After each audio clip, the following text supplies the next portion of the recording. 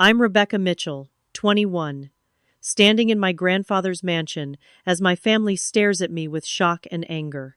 Just yesterday, I was sleeping in my beat-up Honda Civic between shifts. Today, Grandpa Harold announced he's paying for my education and giving me a trust fund that rivals my cousin's.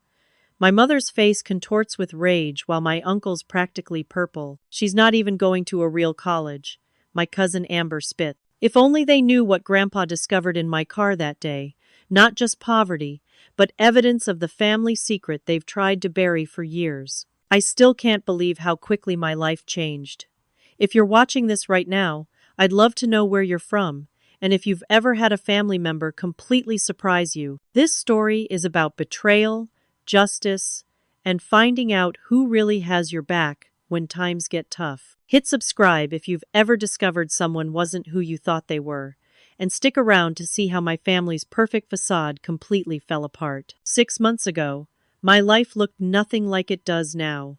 My alarm would go off at 4:30 a.m., and I'd jolt awake in the reclined driver's seat of my 2005 Honda Civic. The windows would be foggy with condensation from my breathing all night.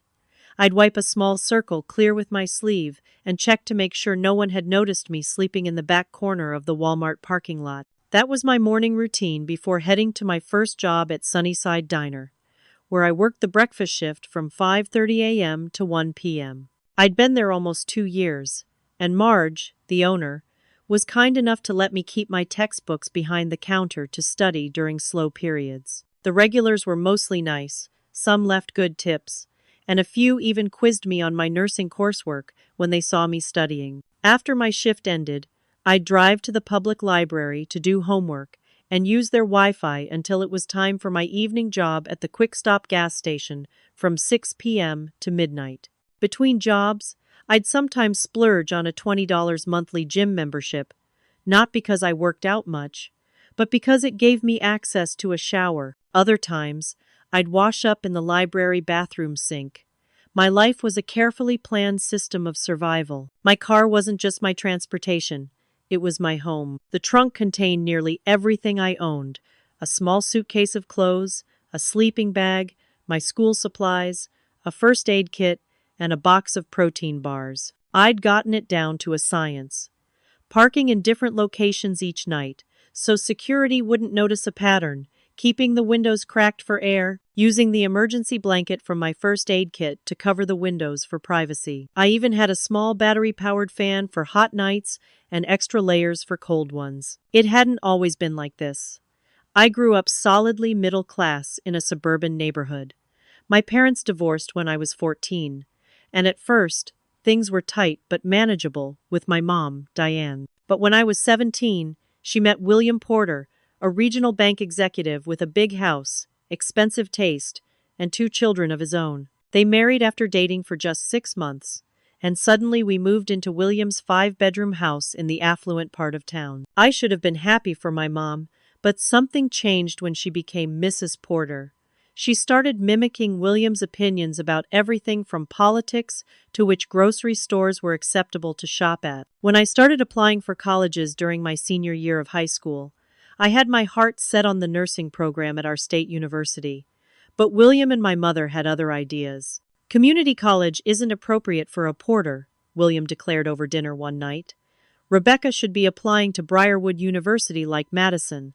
Madison was his daughter, my new stepsister, who was a year older than me and attending an expensive private college that cost over $50,000 a year. When I explained that I wanted to be a nurse, not a business major like Madison, and that the state university had an excellent nursing program, William laughed. Nurses are just doctor's assistants. If you want to do medicine, be a doctor. My mother, who once had encouraged my interest in healthcare, suddenly agreed with him. Honey, we just want what's best for you. Being a porter means having certain standards. When acceptance letters came in, I was thrilled to get into the nursing program. My excitement was quickly dampened when I asked about financial aid forms, and Williams said bluntly, "We're not contributing to a second-rate education." My mother pulled me aside later. "William pays for so much already. We can't ask him to pay for your college too when you refuse to apply to the schools he suggested. That was when I realized I was on my own. I had naively assumed my mother and stepfather would help with college as they were doing for Madison and would later do for William's son Ethan. I applied for every scholarship I could find, but still came up short. Student loans covered tuition, but not living expenses. That's how I ended up working 2 jobs and living in my car to pursue my dream. Throughout my childhood, my grandfather Harold had been a distant figure. My mother and her brother, my Uncle Peter, had a strained relationship with him that I never fully understood. When I'd ask about Grandpa, they'd exchange looks and say things like, "He's difficult," or "He's always been judgmental." The few times I saw him were at extended family events, and he seemed quiet but nice enough, always slipping me a $20 bill and asking about school. After my mom remarried, even those rare visits stopped. When I asked why we didn't see Grandpa anymore, Mom would say, "Harold doesn't approve of my choices, or he and William don't get along." I got the impression Grandpa was some kind of miser who had cut off his children for petty reasons. In my struggling state, I sometimes wondered about reaching out to him, but family loyalty and the stories I'd heard kept me from trying. That changed 3 weeks ago, when I received an invitation to the annual Mitchell family reunion. It was being held at the family property, an address I didn't recognize. I almost didn't go because I couldn't afford to take a day off work, but Marge at the diner insisted, even offering to cover my shift. "Family is family," she said. "You need some people in your corner, sweetie." So I went, driving my beat-up Civic with its mismatched door up a long, tree-lined driveway that opened onto the most impressive house I'd ever seen. It wasn't just a house, it was an estate, with manicured gardens and a circular fountain in front.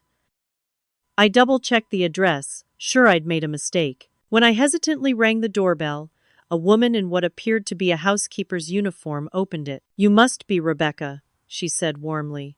"Mr. Mitchell has been asking if you've arrived yet." Mr. Mitchell? Grandpa Harold owned this place? I was still processing this when I spotted my mother across the grand foyer, dressed in an expensive-looking outfit, chatting with Uncle Peter. She looked up, and her smile froze for just a second before she hurried over. "Rebecca, I wasn't sure you'd make it," she said, hugging me while whispering, "Couldn't you have dressed a little nicer?" I was wearing my best jeans and a clean blouse, the nicest clothes I owned that weren't uniforms. Before I could respond, a familiar but rarely seen figure appeared behind my mother. "There's my college girl," Grandpa Harold said, smiling broadly. He was tall and still robust at 78, with a full head of white hair and sharp blue eyes that seemed to miss nothing. "Let me look at you." My mother stepped aside, and Grandpa hugged me. "Too thin," he muttered, then louder, "Come have some food." The caterers went overboard as usual. As he led me toward the back terrace where tables of food were set up, I got my first shock of the day. My family members were all treating Grandpa with a deference I'd never seen before. Uncle Peter jumped up to get him a drink. Cousin Amber, who was Madison's age and normally ignored me, suddenly wanted to sit next to me and Grandpa. Throughout the afternoon, I tried to reconcile this wealthy patriarch with the difficult, judgmental grandfather I'd been told about. Harold Mitchell was clearly respected, if not beloved, by the extended family. And from what I could see, he wasn't stingy at all. He had hosted this lavish gathering and spoke casually about charitable donations that made my yearly income look like pocket change. The day went by in a blur of introductions to relatives I barely knew, and trying to dodge questions about my living situation and studies. By late afternoon, I was exhausted from maintaining the fiction that my life was fine. I slipped away to my car, parked far down the driveway away from the luxury vehicles, to change out of my good shoes before the drive back to the city and my night shift. I was in the back seat, my temporary bedroom, changing my shoes when a tap on the window made me jump. Grandpa Harold stood there, concern etched on his face. I quickly opened the door, embarrassed at what he might have seen. My neatly folded sleeping bag, the small plastic container that served as my dresser, a bag of toiletries. "Rebecca," he said slowly, taking in the interior of my car. "Are you living in here?" The kindness in his voice broke something in me. After months of pretending everything was fine, of showering in gym bathrooms and studying by streetlight, I couldn't maintain the facade any longer. I burst into tears and told my grandfather everything. Grandpa Harold listened to my entire story without interrupting. His face grew increasingly grim as I explained about working 2 jobs, about sleeping in parking lots, about washing my uniform in sinks, about calculating exactly how many protein bars I could afford each week. When I finally ran out of words, he was silent for a long moment. Then he said something that changed everything. "Rebecca, did you know you have a trust fund?" I stared at him. "What? Your mother never told you." It wasn't a question. "I set up educational trusts for all my grandchildren when you were born. Each of you has $250,000 earmarked specifically for education and living expenses during college." The world tilted beneath me. $250,000? While I was sleeping in my car? There must be some mistake, I stammered. Maybe it was used up, or maybe. Grandpa shook his head, his jaw tight. "Let's continue this conversation inside." "Not here." He led me not to the main house where the reunion was still in full swing, but to a separate building that turned out to be his home office. It was a handsome room with wood-paneled walls and a large desk. He sat me down in a comfortable chair and made a phone call. "Martin, I need you to email me the trust records for Rebecca Mitchell." "Yes, right now. And I'll need access to all correspondence regarding that account for the past 5 years." While we waited, Grandpa explained that he had built his business, Mitchell Manufacturing, from nothing. He'd grown up poor, the son of a factory worker, and had worked his way through engineering school. When his company became successful, he was determined that his children wouldn't take wealth for granted. "Your mother and Peter grew up privileged, but I insisted they work summer jobs, earn their own spending money. When they finished college, I offered them positions in the company starting at entry level." His expression darkened. They didn't like that much. According to Grandpa, both my mother and uncle had expected to be given executive positions immediately. When he refused, relations became strained. They took the jobs but complained constantly about being humiliated by having to work their way up. "When your mother met William Porter, I had concerns," Grandpa continued. "I'd heard things about his business practices that troubled me. When I tried to warn her, she accused me of trying to control her life." He sighed heavily. "After they married, she gradually cut me out of her life, and by extension, yours." His computer chimed with an incoming email. What Grandpa found confirmed his suspicions and revealed a betrayal I could never have imagined. The trust fund did exist, exactly as he'd described. But records showed that when I was 17, just months after my mother married William, a request had been made to access the funds. The paperwork, which included my supposed signature, requested that the money be redirected to a different account for educational planning purposes. The signature was a forgery. I had never signed anything regarding a trust I didn't know existed. Bank records showed that the money had been withdrawn over several months in large chunks. The timing coincided exactly with my mother and William's extensive home renovation and the purchase of 2 luxury vehicles. My college fund had been used to remodel their kitchen and buy a Mercedes. Even more shocking were the letters. Dozens of emails and physical letters from Grandpa to me over the years, all of which had apparently been intercepted. Birthday cards with checks, inquiries about my college plans, offers to discuss the trust fund when I turned 18. I had seen none of them. "I thought you were ignoring me," Grandpa said quietly. "Eventually I stopped trying, figuring you shared your mother's feelings about me, and I thought you wanted nothing to do with us," I whispered. As we dug deeper, the extent of the deception became clear. Uncle Peter, who was a lawyer, had facilitated the fraud, using his knowledge of the trust terms to help my mother and William access the money. They had systematically lied to me about Grandpa being difficult and ungenerous while literally stealing my future. "How could they do this?" I asked, my voice breaking. "My own mother let me live in my car rather than admit what she'd done." Grandpa's face was a storm of fury and grief. "The money can be replaced," he said firmly. "But what they've put you through cannot be undone so easily." He made another call, this one to his lawyer, briefly explaining the situation and requesting an immediate investigation. Then, he turned back to me. "Rebecca, I want you to stay here tonight. There's plenty of room, and tomorrow we'll sort this out properly. But first, we're going to go back to that party, and I'm going to make something very clear to your mother and everyone else." I was terrified, but also felt a strange sense of relief. The truth, however painful, was finally coming out. When we returned to the main house, Grandpa asked the caterer to call everyone to the main dining room for an announcement. My mother looked confused when she saw me standing beside Grandpa, my eyes still red from crying. "Is everything all right, Dad?" she asked with false concern. "No, Diane, everything is not all right," Grandpa replied, his voice carrying across the suddenly quiet room. "I've just learned that my granddaughter has been living in her car and working 2 jobs to put herself through nursing school. Would you like to explain to everyone why that was necessary when she has a trust fund specifically for her education?" My mother's face drained of color. Beside her, William stiffened. Uncle Peter, who had been refilling his wine glass, froze mid-pour. "I don't know what Rebecca's been telling you," my mother started, "but we've always supported her educational choices. If she's been struggling, this is the first we're hearing of it." "Really?" Grandpa's voice was ice. "So you didn't forge her signature to access her trust fund 4 years ago? The money didn't go toward your home renovations and new cars?" The silence in the room was deafening. My cousin Amber looked from my mother to me, her expression shocked. Other relatives murmured to each other, watching the drama unfold with wide eyes. "That money was meant for her education," William suddenly said. "We were managing it for her future. She was going to waste it on community college. And there it was, the admission, delivered with such entitlement that I almost couldn't believe my ears. William didn't even deny taking the money.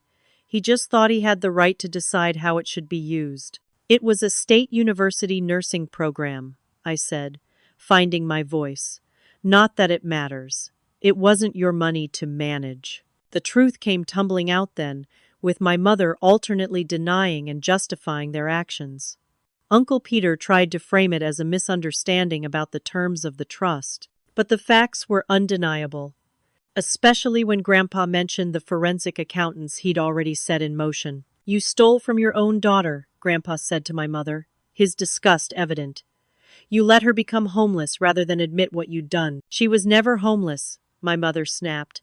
"She could have lived with us if she'd followed our rules." "Your rules?" I couldn't hold back. "You mean giving up my career plans to do what William wanted? Pretending to be someone I'm not just to fit into your perfect Porter family image?" The family gathering had become a full-blown confrontation, with relatives picking sides.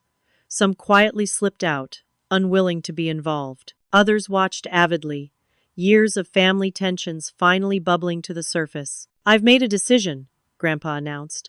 "I'm replacing the money that was taken from Rebecca's trust with interest. She will have full control over it going forward. Additionally, I'm restructuring my will and the succession plan for Mitchell Manufacturing." He looked pointedly at Uncle Peter and my mother. "Those who abuse my trust will not benefit from it further." My mother burst into tears, not of remorse but of rage and frustration. William put his arm around her, glaring at me as if I had orchestrated this to embarrass them. Uncle Peter started talking about legal challenges and misunderstandings, but the most surprising reaction came from Madison, my stepsister, who had been standing quietly at the back of the room. "Did you really know she was living in her car?" she asked her father, her voice small but clear. William hesitated, and in that moment of silence, everyone knew the answer. "You knew," Madison said, stepping away from him. "We all knew something was wrong, and nobody did anything." She looked at me. "I'm so sorry, Rebecca." As the full implications of what had happened sank in, the family gathering dissolved into chaos. Some relatives tried to convince Grandpa to reconsider his decision about the will. Others approached me with awkward expressions of sympathy or, worse, sudden friendly interest now that I was apparently back in Grandpa's good graces. Through it all, my mother never once apologized or acknowledged the harm she had caused. Instead, she pulled me aside and hissed, "After everything I sacrificed for you, this is how you repay me? By turning your grandfather against us?" I looked at this woman who had given birth to me, who had once packed my lunches and kissed my scraped knees, and felt a profound sense of loss. The mother I thought I had existed alongside the woman who had stolen my future and let me sleep in parking lots rather than admit her crime. I didn't turn anyone against you, I said quietly. Your actions did that all on their own. The family reunion disintegrated after Grandpa's announcement. Some relatives made hasty excuses and left. Others lingered, watching the drama unfold with barely concealed fascination. My mother and William huddled with Uncle Peter in a corner, their expressions alternating between anger and panic as they realized the legal implications of what they had done. Grandpa insisted that I stay at the mansion that night, and I was too emotionally exhausted to argue. He showed me to a guest room that was bigger than any apartment I'd ever dreamed of renting, with a private bathroom that had both a shower and a bathtub. After months of gym showers and gas station bathrooms, I nearly cried at the sight of it. Get some rest, Grandpa said kindly. Tomorrow we'll start setting things right. But the confrontation wasn't over. As I was exploring the enormous bathroom, marveling at the fluffy towels and array of toiletries, there was a knock at the bedroom door.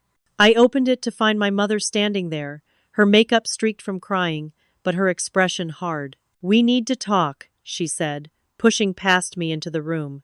You've completely misrepresented the situation to your grandfather. Misrepresented?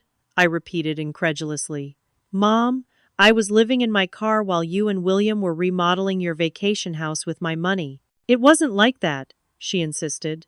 We were investing in our family's future. William's connections in the business world are worth far more than that nursing degree you're so obsessed with. So that makes it okay to forge my signature and steal my trust fund? She flinched at the word steal, but plowed ahead. You've always been so dramatic. We were going to pay it back eventually. When? After I finished putting myself through college? After I got pneumonia from sleeping in my car during winter? You chose that situation, she said coldly. You could have lived at home if you'd been willing to follow our rules. Your rules included giving up my career choice and going to a college I couldn't afford even with loans. Being a porter means maintaining certain standards. I'm not a porter, I shouted, years of frustration boiling over. I'm a Mitchell, and apparently that means something very different than I was led to believe. Our argument escalated, with my mother alternating between defending her actions and trying to make me feel guilty for turning the family against her. When emotional manipulation didn't work, she switched tactics. Your grandfather is not as perfect as you think, she said with a sneer. Did he tell you how controlling he was when I was growing up? How he made us work summer jobs when all our friends were at camp or traveling? How he refused to give us the positions we deserved in the company? You mean he made you earn things instead of handing them to you? I asked. Like you and William tried to force me to do? The argument might have continued indefinitely if Grandpa hadn't appeared in the doorway, drawn by our raised voices. Diane, he said firmly, I think you should leave now. Dad, you don't understand what she's— I understand perfectly, he interrupted. And we'll discuss the legal ramifications tomorrow with the lawyers. But right now, Rebecca needs rest, not more of your justifications for theft and fraud. My mother's face contorted with rage. You always took her side. Even when she was little, she was your favorite. I never played favorites, Grandpa replied. I simply recognized her integrity, which is clearly something you and Peter failed to develop despite my best efforts. After my mother stormed out, Grandpa apologized for the scene. You shouldn't have had to deal with that tonight, of all nights, he said. Try to get some sleep. Things will look clearer in the morning. But sleep was hard to come by. My mind kept replaying the day's revelations, trying to reconcile the mother I thought I knew with the woman who had betrayed me so thoroughly. Around 2 a.m., another knock came at my door. I opened it warily, half expecting to find my mother again, but instead saw Madison standing there awkwardly. Can we talk? She asked. Madison and I had never been close. After our parents married, she had largely ignored me, absorbed in her own friends and activities. I stepped aside to let her in, curious about what she wanted. I didn't know, she said immediately. About you living in your car, I mean.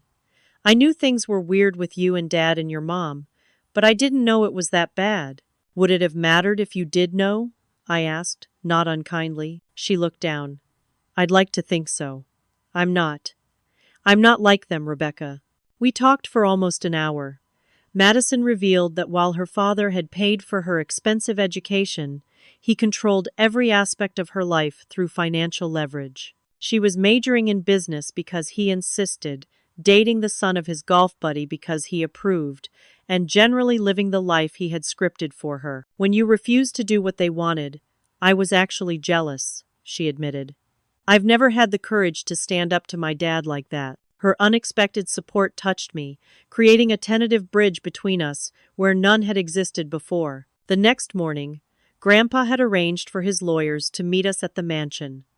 The family meeting that followed was tense and formal. Uncle Peter brought his own attorney, a nervous-looking man who kept dabbing at his forehead with a handkerchief. My mother and William arrived looking defiant, as if they still believed they could talk their way out of the situation. Grandpa's lawyers laid out the facts dispassionately. The trust fund had been emptied through forgery and fraud. The statute of limitations had not expired. Criminal charges were possible. Restitution would be required regardless. We're prepared to be lenient, Grandpa said. If you return the money immediately, with interest, and sign a formal acknowledgement of wrongdoing. You can't be serious, William sputtered.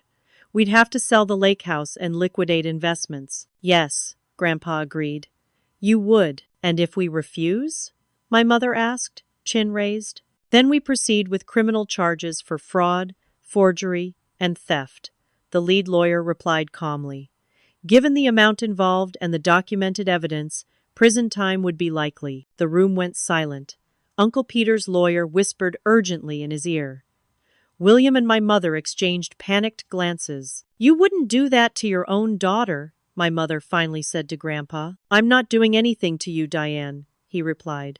These are the consequences of your own actions. And frankly, I'm more concerned about the daughter who was victimized than the one who did the victimizing. In the end, they agreed to Grandpa's terms, though not graciously.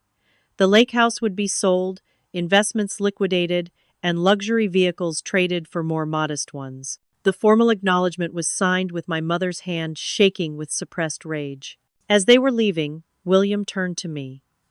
I hope you're satisfied, he said bitterly. You've destroyed your mother's life over some misguided principle. No, I replied, finding strength I didn't know I had. You and she did that when you decided my education and well-being were worth less than your kitchen remodel. The aftermath of that confrontation rippled through the entire extended family. People took sides, with some relatives cutting ties with my mother and uncle, while others distanced themselves from Grandpa and me. Family gatherings would never be the same, but I found I didn't mind that much. The idealized version of my family had never really existed anyway. The most painful part was accepting that my mother would never truly acknowledge the harm she had caused. In her mind, she remained the victim of my stubbornness and Grandpa's controlling nature. Our relationship, already strained, was now broken in ways that might never heal. But amidst the wreckage of these family bonds, new connections were forming. Madison continued to reach out, our shared experience of parental manipulation, creating an unexpected sisterhood.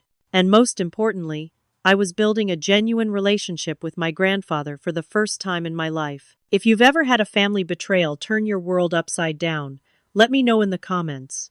The hardest part for me was accepting that sometimes the people who should love you the most can hurt you the deepest. But I was about to discover that when one door closes, sometimes a much better one opens. The weeks following the family confrontation were surreal. After living in survival mode for so long, suddenly having resources and support felt like a dream I might wake up from at any moment. The first big change was moving into a real apartment. Grandpa insisted on helping me find a safe place near campus, and when I protested about the cost, he gently reminded me that this was exactly what my trust fund was meant for. We found a one-bedroom unit in a secure building with actual amenities like laundry facilities and a fitness room.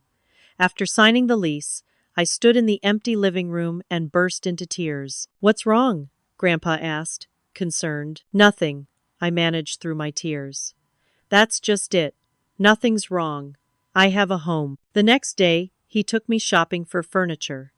I tried to be frugal, gravitating toward the least expensive options, but Grandpa insisted on quality pieces that would last. "This isn't about luxury," he explained. "It's about not having to replace everything in a year. Good quality now saves money later." That philosophy extended to my car situation too. My faithful Honda Civic had been both transportation and shelter, but it was on its last legs, with over 200,000 miles and an increasingly concerning noise from the engine. When Grandpa suggested replacing it, I initially resisted. "That car got me through the hardest time in my life," I said. "It feels wrong to just discard it." He nodded, understanding. "Then we'll donate it to a charity that helps homeless families. It can continue to provide shelter, just for someone else who needs it now." That perspective helped me let go, and we found a reliable used Toyota that didn't make me feel guilty about spending money, but would safely get me where I needed to go for years to come. With stable housing and transportation secured, I made another big decision. I quit my job at the gas station. The late-night hours had been wreaking havoc on my sleep schedule and study time. I kept my position at the diner, though, working just weekends and occasional mornings. Partly because I needed some income of my own to feel secure, but mostly because of the relationships I'd built there. Marge cried when I told her my story. "I knew something wasn't right," she said, hugging me tight. "I just didn't know how to ask." With my work hours cut in half, I could finally focus on my nursing program the way I'd always wanted to. My grades, which had been good despite my circumstances, improved to excellent. I joined study groups and participated in clinical simulations without the constant exhaustion that had been my companion for so long. The financial stability also meant I could afford my textbooks without waiting for used copies to become available weeks into the semester.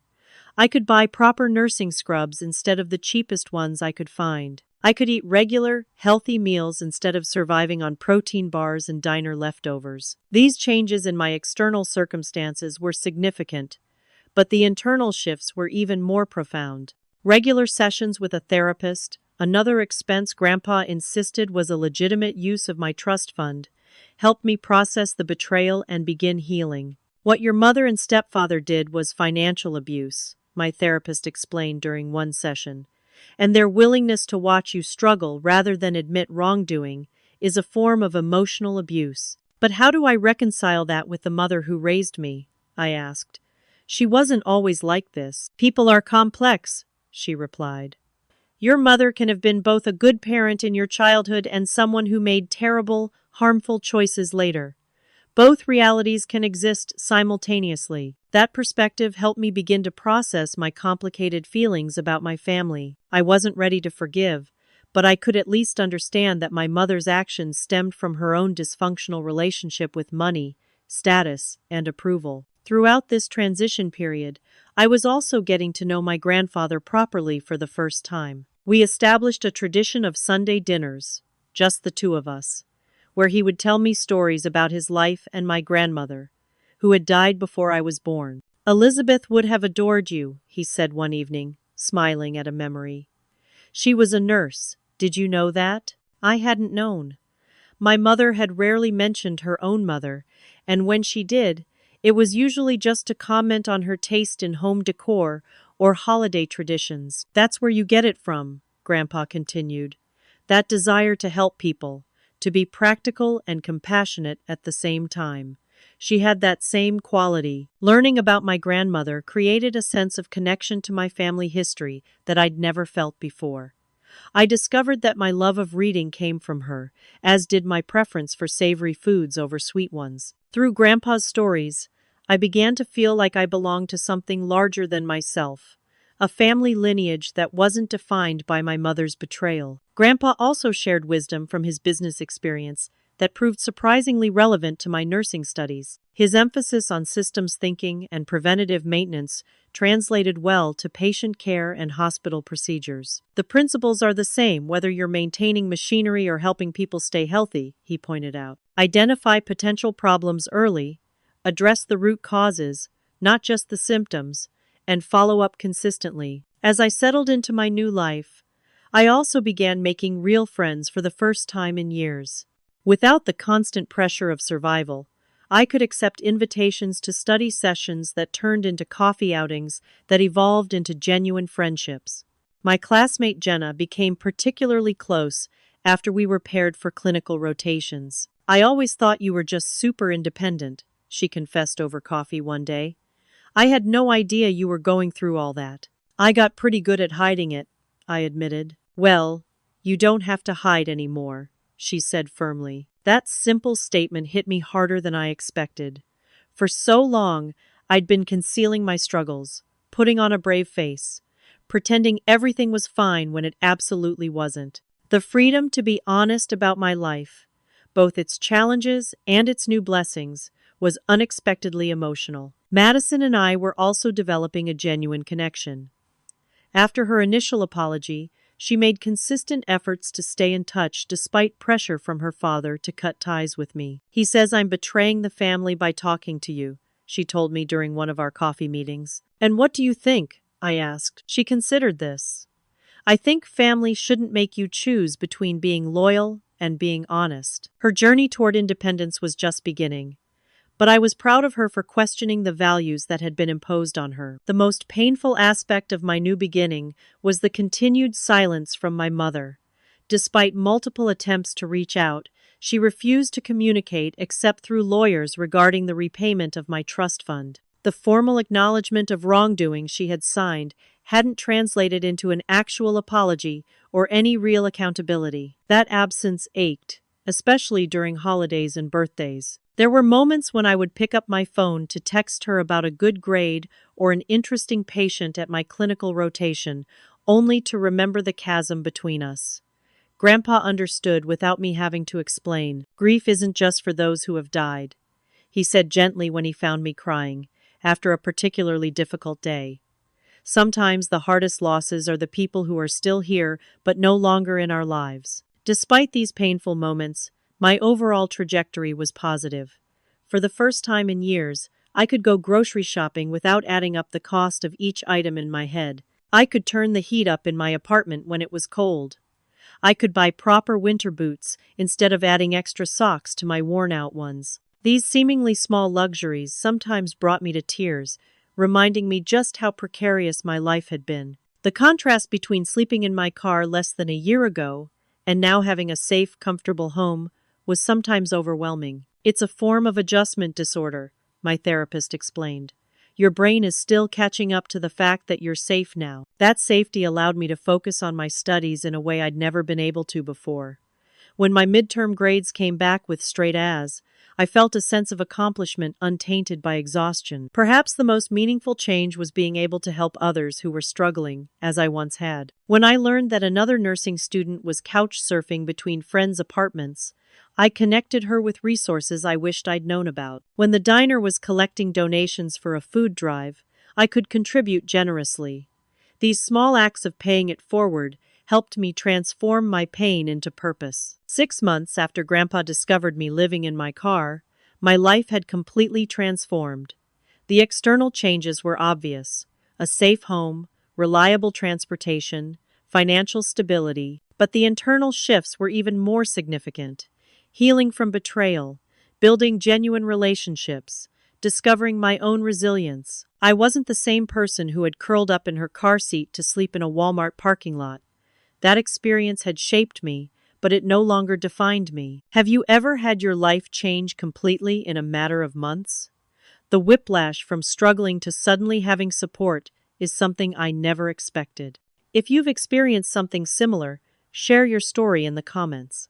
Sometimes the hardest part of a sudden positive change is believing you deserve it and that it's not going to disappear overnight. Just when I thought my life was finally settling into a positive rhythm, the aftershocks of the family confrontation began to intensify. My mother and William had been forced to put their lake house on the market and downsize from their luxury vehicles to more modest models. Uncle Peter's law firm had launched an ethics investigation after learning about his role in the trust fund fraud. Their comfortable lives were unraveling, and they blamed me entirely. The first sign of trouble came when Marge pulled me aside during my weekend shift at the diner.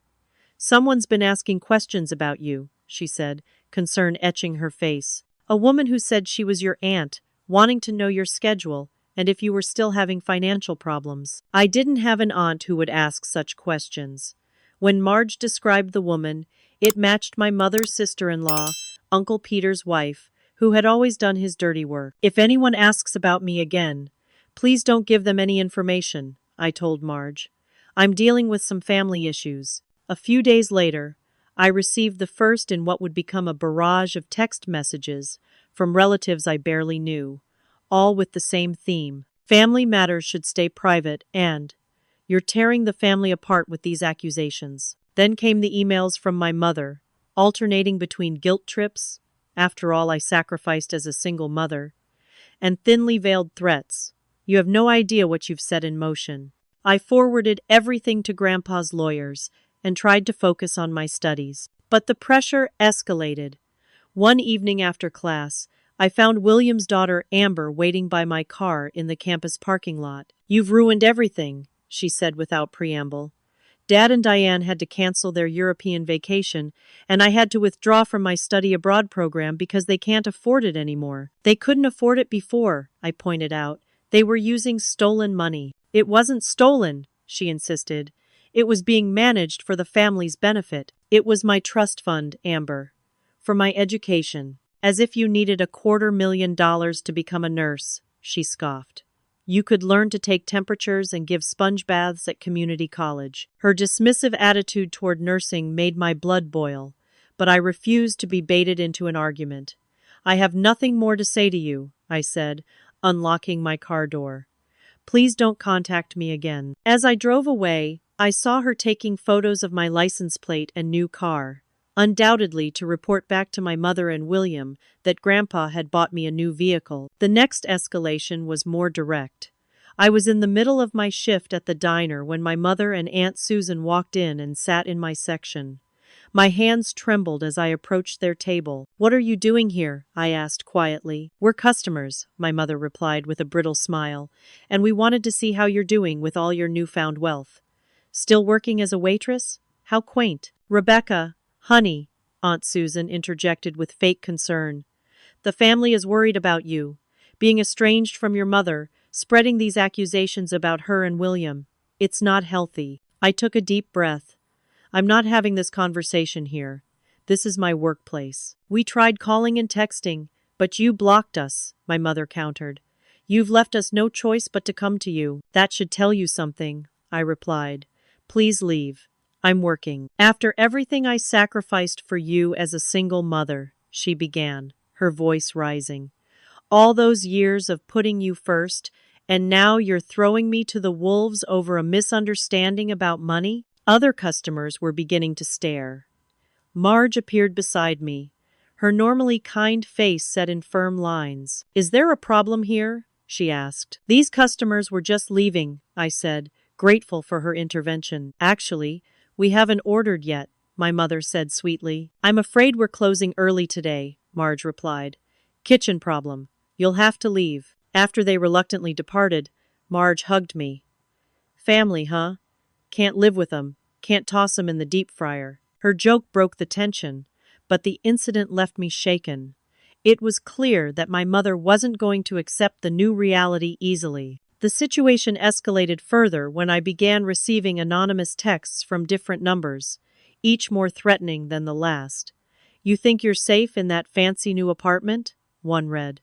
"Money can't protect you from family secrets." I reported everything to campus security and the local police, but there was little they could do without direct threat. Grandpa insisted on upgrading the security at my apartment, adding cameras and a monitored system. The harassment extended to my classmates as well. Several received messages or calls asking about me, supposedly from concerned family members. My study group eventually created a code word to verify if someone was actually sent by me before sharing any information. Despite my efforts to keep my personal drama from affecting my education, my clinical instructor noticed my distraction during hospital rotations. "Whatever's going on in your life, you need to get it under control," she told me, after I made a minor charting error. "Nursing requires complete focus. Patients' lives depend on it." She was right. I couldn't allow my family's schemes to derail my education and career. With Grandpa's support, I hired a lawyer of my own to handle all communication with my mother's side of the family and filed for a restraining order against my mother, William, and Uncle Peter. The day of the restraining order hearing, I arrived at the courthouse to find not just those three, but nearly a dozen extended family members gathered in the hallway. They had clearly coordinated to present a united front. "Rebecca, this has gone far enough," Uncle Peter said, stepping forward as if designated spokesperson. "We're here as a family to help you get the support you need." "Support?" I echoed incredulously. "You mean like when you helped forge documents to steal my trust fund?" His expression hardened. "Your grandfather has filled your head with exaggerations and misunderstandings. We've always wanted what's best for you. Is that why you're all here? Because intimidation tactics are what's best for me?" Before he could respond, Madison pushed through the crowd, coming to stand beside me. "Leave her alone," she said firmly. "All of you." William's face darkened. "Madison, get over here now. You're embarrassing yourself." "No, Dad," she replied. "You're embarrassing yourself. All of you are." The judge granted my restraining order against the primary individuals, but warned that it would be difficult to enforce against the extended family as a whole. Still, having the legal document provided some protection and sent a clear message that I was serious about maintaining boundaries. The most disturbing development came when Grandpa called to tell me that Uncle Peter had been making inquiries about having him declared mentally incompetent. "He's contacted my former doctor and several business associates," Grandpa explained, more annoyed than worried. "Apparently, my decision to support you and cut them off is evidence of cognitive decline and undue influence." "Can they do that?" I asked, alarmed. "They can try," he replied grimly. "But I've had 3 independent neuropsychological evaluations since this all began, precisely to prevent such claims. My lawyers are well prepared." The fact that they would go so far as to try to declare Grandpa incompetent showed the depths of their desperation. They weren't just fighting for money anymore. They were fighting for their entire identity and lifestyle. A particularly low blow came when my mother suddenly claimed to be ill. I received tearful voicemails about doctor's appointments and tests, with hints that she might have something serious, but didn't want to burden me with details unless I was ready to reconcile. When I didn't immediately respond, concerned relatives began calling and texting. "How can you ignore your own mother when she might be seriously ill?" one cousin demanded. I consulted my therapist, torn between concern and suspicion. "It's possible she is ill," the therapist acknowledged. "It's also possible this is a manipulation tactic. Either way, you're not obligated to engage directly. You could have your lawyer request medical documentation if you're concerned." I followed that advice, and sure enough, my mother refused to provide any verification of her supposed illness to my lawyer. The health crisis mysteriously disappeared from family conversations. Throughout this period, I was also dealing with more subtle forms of family pressure. Extended relatives would approach me at my clinical rotation sites or the campus library, supposedly just to chat, but inevitably steering the conversation toward healing the family rift and keeping family business private. One elderly great-aunt cornered me after a chance encounter at the grocery store. "In my day," she lectured, "we didn't air family grievances in public. Whatever happened between you and your mother should stay between you." "Even if what happened was a crime?" I asked. She patted my hand condescendingly. "There's no problem that can't be solved if a family pulls together instead of apart." That seemed to be the prevailing attitude among the older generation.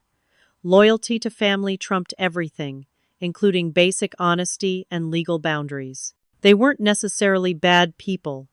They simply couldn't comprehend prioritizing truth and personal boundaries over family unity at any cost. As the months passed, the intensity of the harassment gradually decreased. The restraining order helped, as did my consistent refusal to engage directly with manipulative tactics. But the experience had permanently changed my understanding of family dynamics and the lengths to which people would go to maintain their self-image and lifestyle. Through it all, Grandpa remained my steadfast ally, unfazed by the accusations and manipulation attempts. "I've dealt with corporate takeover attempts and international business rivals," he told me with a wry smile. Your mother and Peter's schemes are amateur hour by comparison. His confidence helped shore up my own resolve during the most difficult moments. And slowly, I was building a support network that extended beyond just Grandpa. Madison continued to resist her father's pressure to cut ties with me. My diner coworkers closed ranks to protect me from unwanted family visits. My nursing classmates developed a system to warn me if any unfamiliar people came looking for me on campus. Most importantly, I was learning that I could weather this storm without breaking. Each attempt to manipulate or intimidate me only strengthened my determination to create boundaries and live authentically. The scared young woman sleeping in her car, afraid to ask for help, was becoming someone who could stand her ground even against those who had once held the most power over her life. Have you ever had to stand up against your own family when they were in the wrong? It's one of the hardest things I've ever done, but also the most necessary. If you've been through something similar, or are going through it now, know that you're not alone. The journey to setting boundaries is difficult, but it leads to a freedom that's worth fighting for. 3 months after the restraining order hearing, Grandpa invited me to dinner at his home. "There's someone I'd like you to meet," he said mysteriously. That someone turned out to be Meredith Hollis, Grandpa's executive assistant, who had worked with him for over 30 years. A tall woman in her early 60s with silver hair cut in a sleek bob, she greeted me with a warm handshake and appraising eyes. "So you're Rebecca," she said. "Harold has told me so much about you. I'm glad we're finally meeting properly." Over dinner, I discovered that Meredith knew more about my family than possibly anyone else. As Grandpa's right hand for decades, she had witnessed the dynamics between my mother and uncle from their teenage years through adulthood. "Your mother was always ambitious," Meredith said carefully. "Not necessarily in a bad way. She wanted to rise to the top of whatever she did, but she wanted to start at the top, not work her way there." "And Peter was the same?" I asked. "Worse," Grandpa interjected. "Diane at least had genuine talent in marketing. Peter expected a corner office and executive title based solely on his last name." After dinner, Meredith took me to a small home office filled with meticulously organized files. "I've kept records of everything over the years," she explained. "Your grandfather called it my insurance policy against corporate espionage, but really it was just my way of protecting him." She pulled out a thick folder labeled Mitchell Family Trust Funds. "When your grandfather set up trusts for all his grandchildren, I made copies of all the documentation," she said, "including the original terms, which specifically stated the money was for education and related living expenses." But that wasn't all she had kept. There were financial records showing a pattern of attempts by my mother and Uncle Peter to access family money for personal use, dating back years before my trust fund was targeted. "They tried to convince your grandfather to invest in various ventures," Meredith explained. "A condo development that never materialized.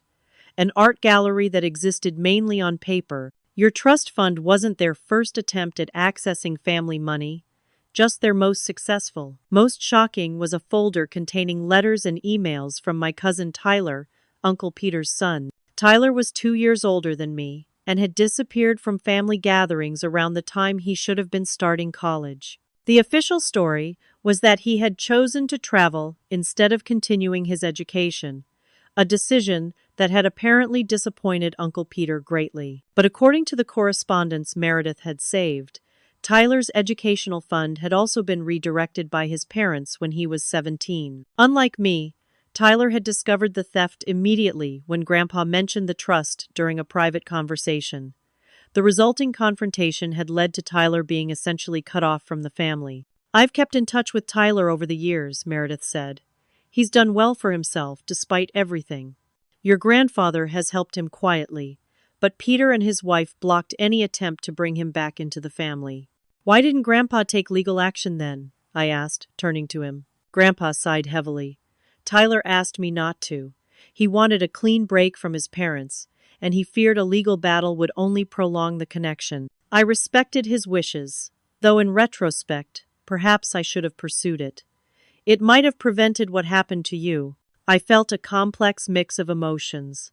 Shock at discovering another victim of the family's financial abuse, validation that I wasn't the only one who had been targeted, and a strange sense of connection to this cousin I barely remembered. "Would it be possible to contact Tyler?" I asked. Meredith smiled. "He's been asking about you, actually. After your grandfather told me what happened with your trust fund, I let Tyler know. He's been concerned." The next day, I received an email from a T. Mitchell with the subject line, "Fellow survivor of the Mitchell Family Trust Fund heist." The message was brief but warm, expressing sympathy for what I'd experienced and offering to talk if I wanted to. We arranged a video call for that weekend, and seeing Tyler's face for the first time in years was surreal. He had the Mitchell blue eyes and strong jawline, but his expression held a wariness that I recognized from my own mirror. "So they got you too," he said after we'd exchanged awkward greetings. "Yeah, but I didn't figure it out until Grandpa found me living in my car." Tyler winced. "At least I was spared that. I confronted them immediately. We compared stories, finding disturbing parallels. Both of us had expressed educational or career goals that our parents disapproved of. Tyler had wanted to study environmental science instead of law or business. Both of us had been told that Grandpa was stingy and controlling when he was actually generous and supportive. "It's like they had a playbook," Tyler observed.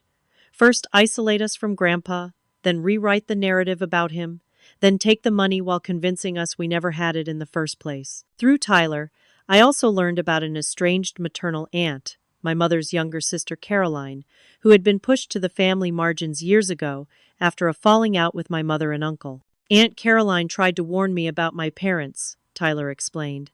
"That's partly why they worked so hard to paint her as unstable and unreliable." With Tyler's help, I was able to contact Aunt Caroline, who now lived across the country in Oregon. Our first phone call lasted 3 hours as she filled in gaps in my understanding of the family history. "Your mother and Peter learned manipulation from the best," she told me. "Our mother, your grandmother Elizabeth, was a genuinely good person. But after she died, our father was devastated. He threw himself into his business and wasn't emotionally available to 3 teenagers. Diane and Peter figured out quickly that they could exploit his guilt to get what they wanted." According to Caroline, the pattern of entitlement and manipulation had been established long before I was born. My mother and uncle had always felt entitled to the family wealth without the corresponding responsibility or work ethic. "I refused to play along," Caroline explained. "I insisted on making my own way, which made me the family outcast. They couldn't stand having someone who witnessed their behavior but wouldn't participate in it." These conversations with Tyler and Caroline created a fuller picture of the family dysfunction that had shaped my life even before I was aware of it. The deception around my trust fund wasn't an isolated incident, but part of a generational pattern of manipulation and entitlement. This wider perspective helped me understand my mother's behavior, though it didn't excuse it. She had been raised with certain expectations about wealth and status, and William had exploited and amplified those values after they married. During one of our Sunday dinners, I asked Grandpa about his early concerns regarding William. "I had him investigated before they married," Grandpa admitted.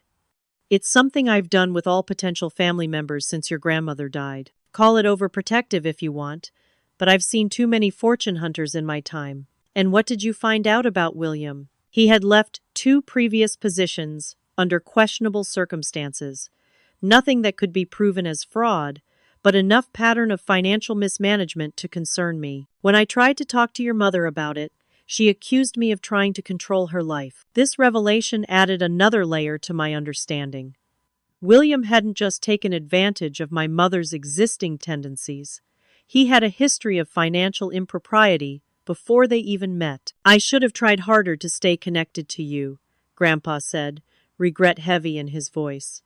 "When your mother began intercepting my letters and calls, I should have found another way to reach you." "It's not your fault," I assured him.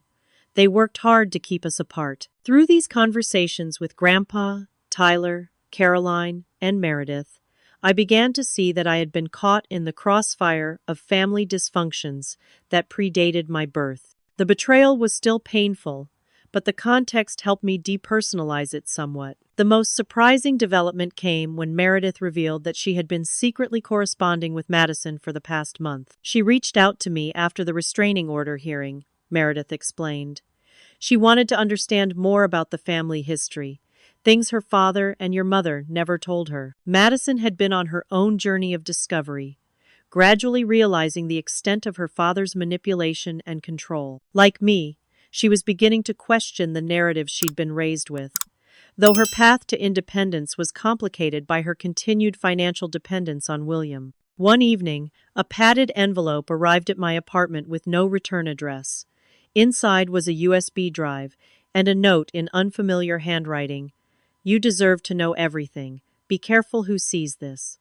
The drive contained hundreds of financial documents, emails, and recorded conversations between my mother, William, and Uncle Peter, spanning years. They detailed not just the theft of my trust fund, but numerous other schemes to access family money, manipulate Grandpa, and maintain their lavish lifestyle through increasingly desperate means. I immediately called Grandpa, who brought his lawyers to review the material.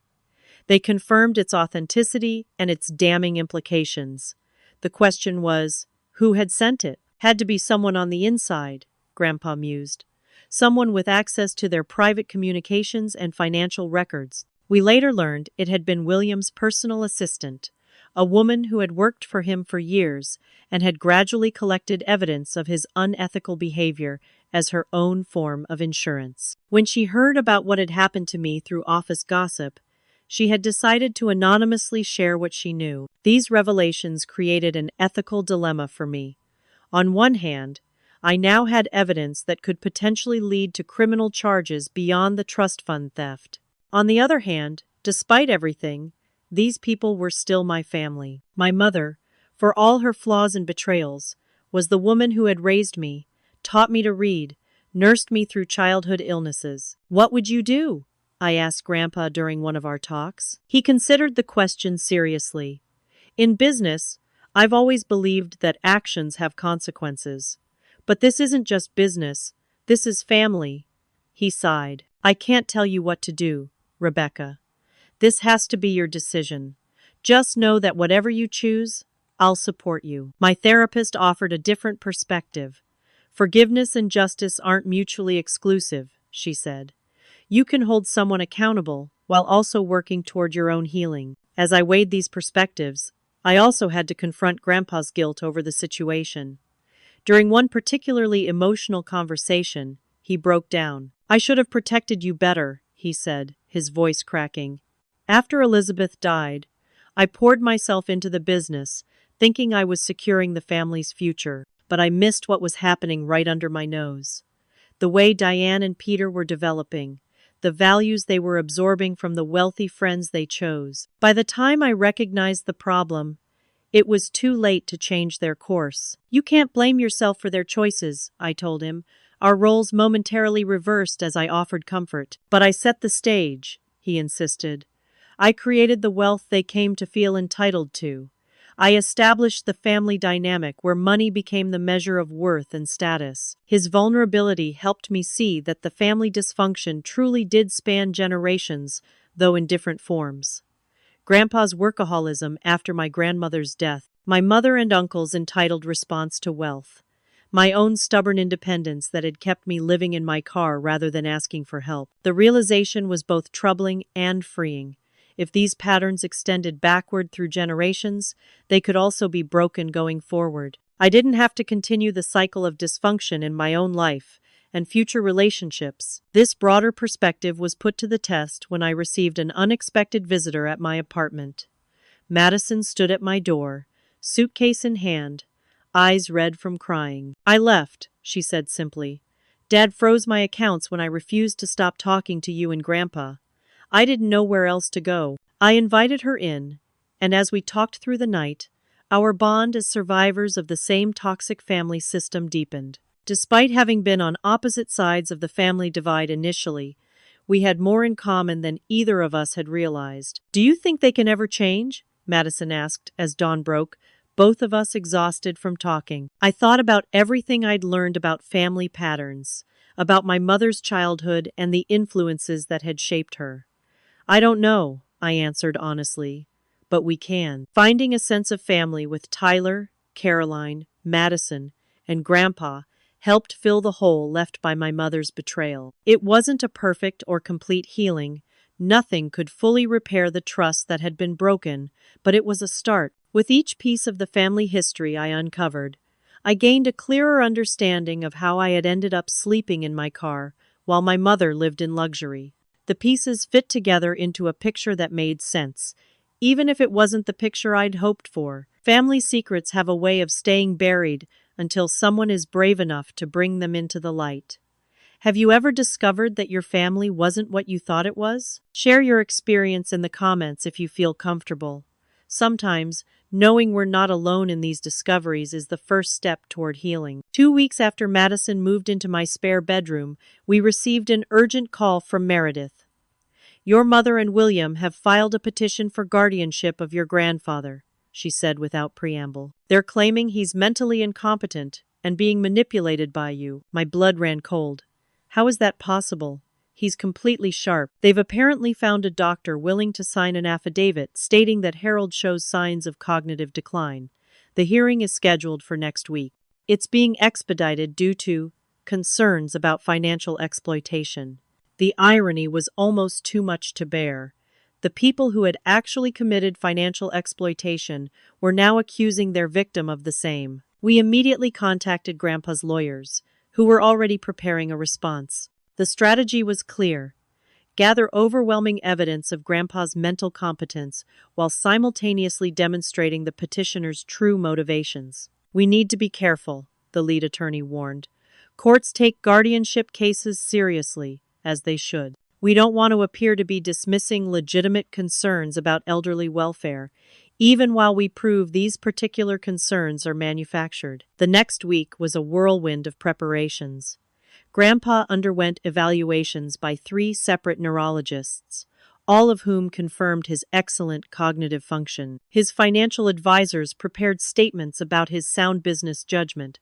Friends and colleagues wrote letters attesting to his mental acuity. Meanwhile, Madison and I worked with Meredith to organize the evidence of my mother and William's financial schemes, including the documents from the anonymous USB drive. Tyler flew in from Seattle to support us, bringing additional documentation about his own trust fund theft. Aunt Caroline arrived the day before the hearing, her presence a visual reminder that opposition to my mother and uncle's behavior wasn't new or isolated. The morning of the hearing, we gathered at Grandpa's house for a strategy session with the legal team.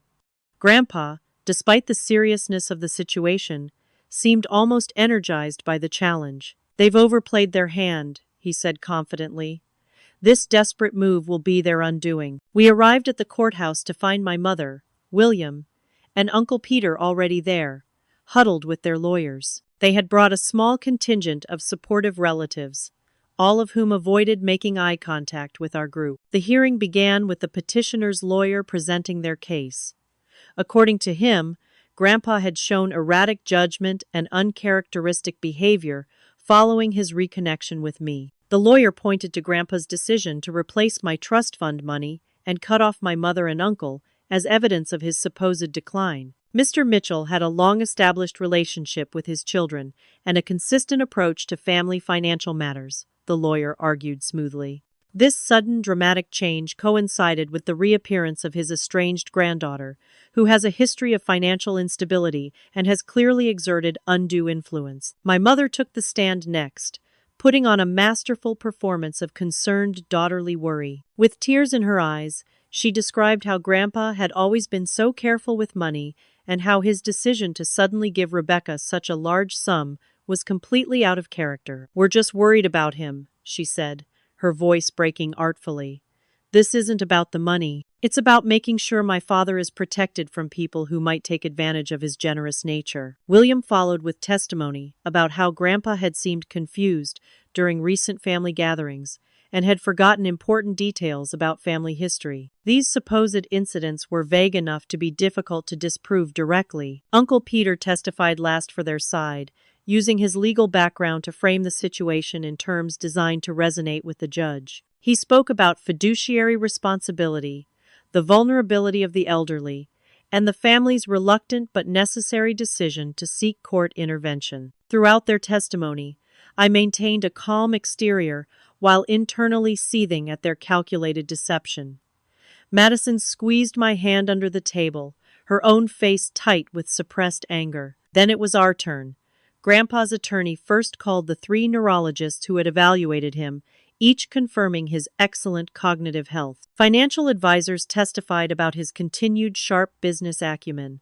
Longtime friends described recent interactions that demonstrated his unchanged personality and memory. When Grandpa himself took the stand, he was impressive in his clarity and precision. He methodically addressed each claim of confusion or memory loss, providing context that revealed the petitioner's mischaracterizations. "I didn't suddenly give Rebecca money," he explained. "I replaced funds that had been stolen from her trust through forgery and fraud, a fact that has been documented and acknowledged in signed statements by the very people claiming I'm incompetent." When asked about his decision to restructure his will and business succession plans, he was equally clear. "When I discovered that family members I had trusted had committed fraud against another family member, I reassessed their character and fitness to manage the family business and assets. That's not mental decline. That's prudent judgment." The turning point came when I was called to testify. I had prepared extensively with our lawyers, knowing that William and my mother would try to paint me as an opportunistic influence taking advantage of Grandpa. "Rebecca," our lawyer began, "can you tell the court how you reconnected with your grandfather?" I described the family reunion and how Grandpa had discovered me living in my car. I explained my work schedule, my nursing program, and the years of struggle I had endured without asking family for help. Then came the cross-examination. William and my mother's lawyer approached with a confident smirk. "Miss Mitchell, isn't it true that you were experiencing homelessness prior to reconnecting with your grandfather?" "I was living in my car while working 2 jobs and attending nursing school full-time," I replied evenly. "And wouldn't you agree that such precarious circumstances might make a person desperate enough to manipulate an elderly relative for financial gain?" Before I could answer, our lawyer objected to the characterization, and the judge sustained it. The opposing lawyer tried a different approach. "How convenient that your grandfather discovered your situation and immediately decided to give you a large sum of money and turn against his own children. Doesn't that timing seem suspicious to you?" "What's suspicious," I replied, "is that my mother and stepfather accessed my trust fund when I was 17, spent it on home renovations and luxury cars, then watched me sleep in my car rather than admit what they'd done." I presented the documentation of the trust fund theft, including the forged signatures and bank transfers. As the evidence mounted, my mother's face grew increasingly pale, while William's flushed with anger. The unexpected moment came when our lawyer called Madison to the stand. William visibly startled, clearly not having anticipated testimony from his own daughter. Madison spoke clearly about the family dynamics she had witnessed. She described William and my mother's reaction when Grandpa discovered my living situation, their panic when the trust fund theft came to light, and their subsequent efforts to discredit me and pressure her into cutting ties with me. "They knew Rebecca was living in her car," she stated firmly. "They talked about it privately, joking that maybe that would teach her to get with the program and follow their plans for her life." William half rose from his seat, his face contorted with rage, before his lawyer pulled him back down. The final surprise came when Tyler took the stand. The family hadn't seen him in years, and whispers ran through the courtroom at his appearance. He testified about his own experience with trust fund theft and subsequent family estrangement, establishing a pattern of behavior that predated my situation. The judge, who had been taking careful notes throughout, called a brief recess after the testimony concluded. When court resumed, she delivered her ruling with clear conviction. "The petition for guardianship is denied," she stated.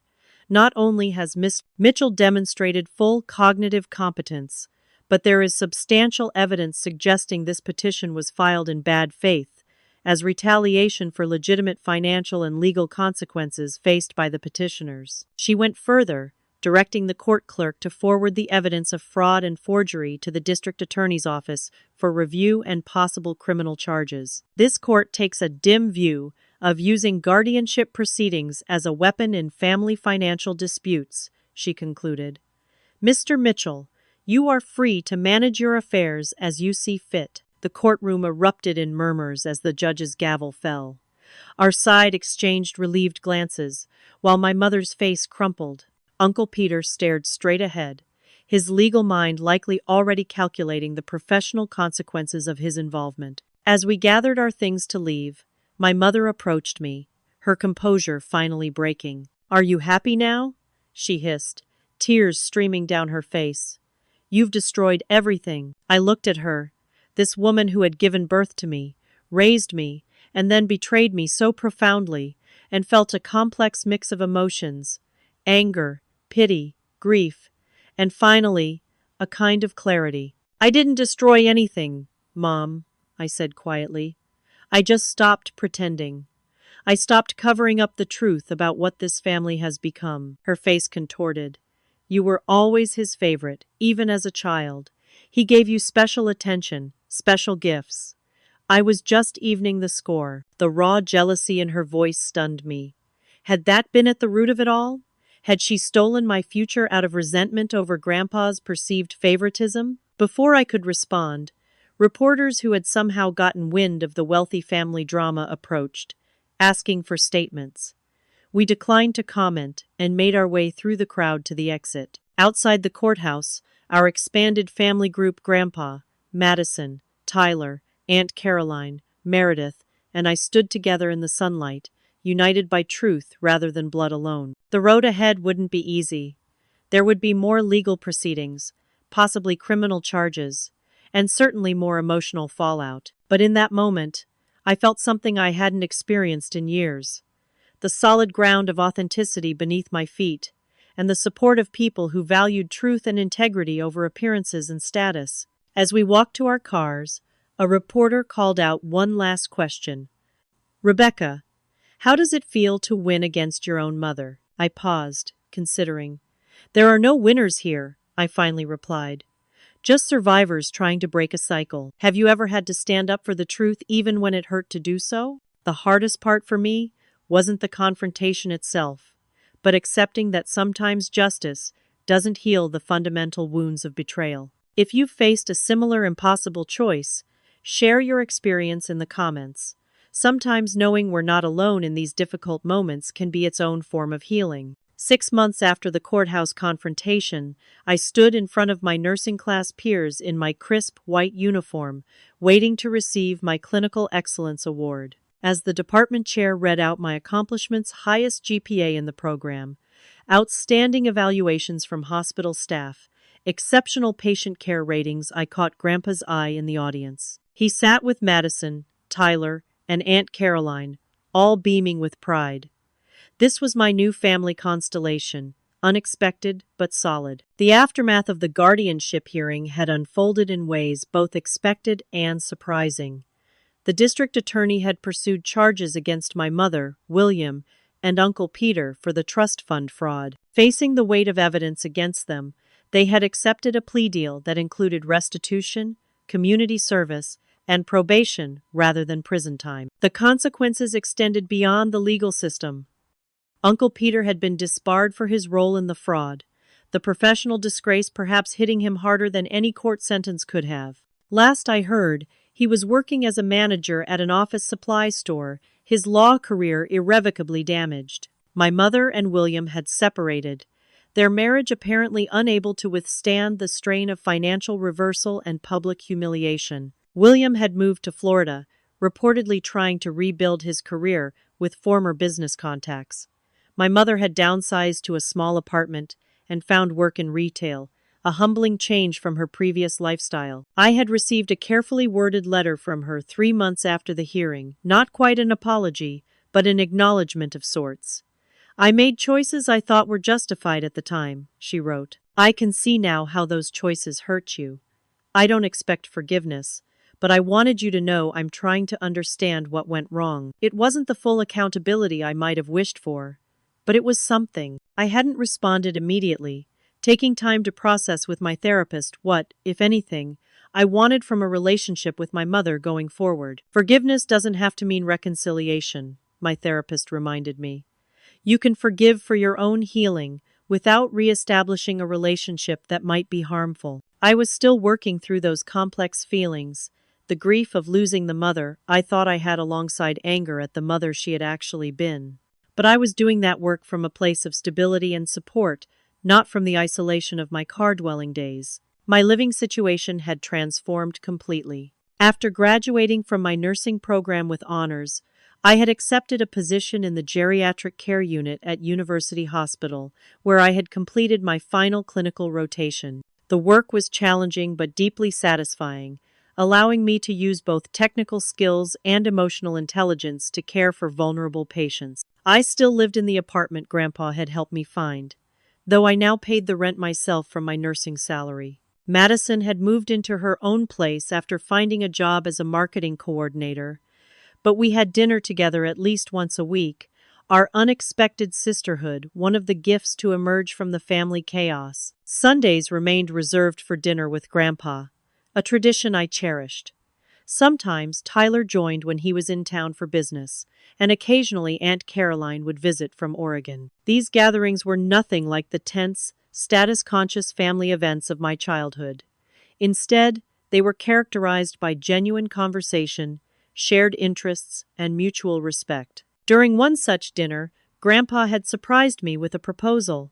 "I'd like to establish a scholarship," he said, "for nursing students who are experiencing homelessness or housing insecurity." "That's a wonderful idea," I replied, touched by his thoughtfulness. "I'd like to name it after you," he continued, "the Rebecca Mitchell Resilience Scholarship, and I'd like you to help design the criteria and selection process." The project had given me a way to transform my painful experience into something positive. Working with the University Foundation, we had established a scholarship that covered not just tuition, but also housing costs for nursing students in crisis. The first recipients would be selected next semester, and I had been asked to serve on the selection committee. This ability to create meaning from suffering had been vital to my healing process.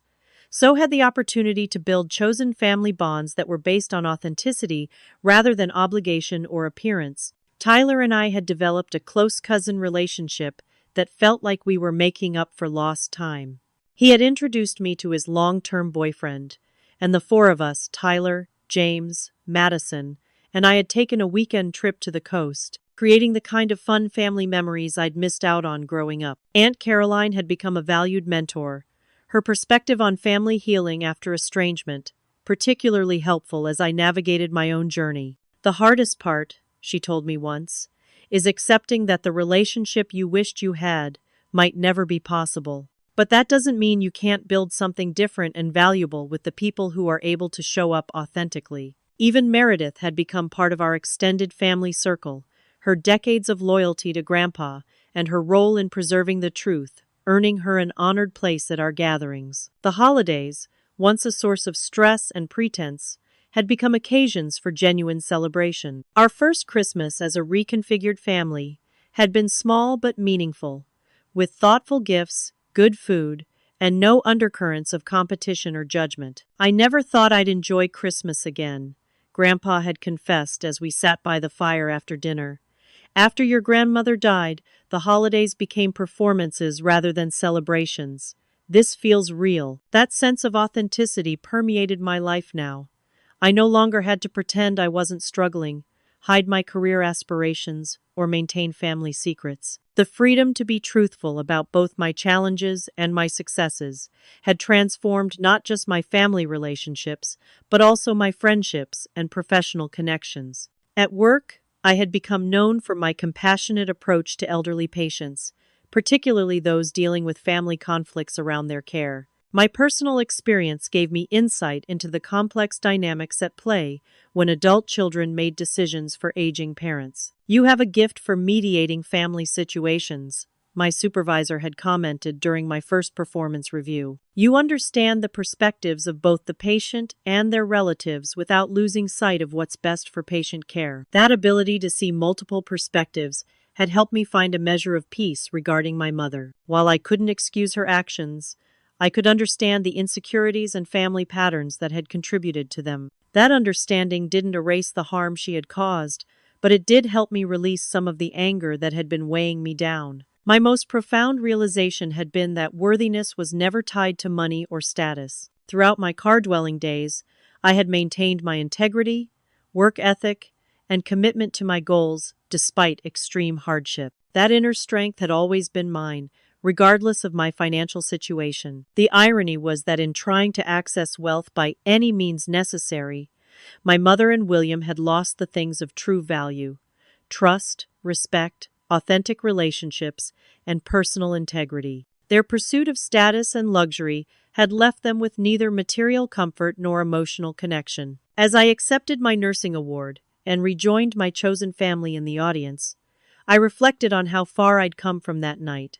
Grandpa discovered me changing clothes in my car. The journey had been painful beyond words, but it had led me to this moment of genuine accomplishment and belonging. After the ceremony, as we gathered for a celebration dinner at my favorite restaurant, no longer an unaffordable luxury, Grandpa raised his glass in a toast. "To Rebecca," he said, his voice thick with emotion, "who taught us all what real strength and integrity look like." As glasses clinked and smiles were exchanged around the table, I felt the final pieces of my healing fall into place.